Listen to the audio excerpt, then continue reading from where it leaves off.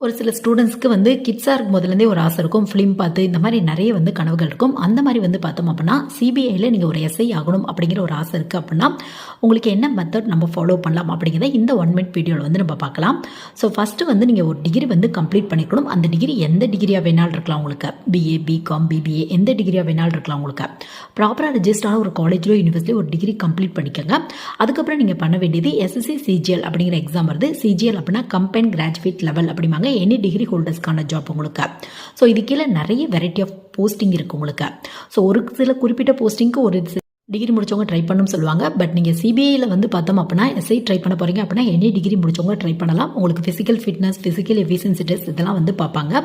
So அதுக்கப்புறம் நீங்கள் exams எழுதணும். எக்ஸாம் பொறுத்தவரையும் Tier 1, Tier 2 plus physical fitness plus physical efficiency test இந்த மாதிரி சில ரவுண்ட்ஸ் இருக்கும் உங்களுக்கு. ஸோ ஃபைனலாக உங்களோட ஸ்கோர் பேஸில் உங்களுக்கு சிபிஐயில் எஸ்ஐ ஆகிறதுக்கான வாய்ப்புகள் இருக்குது.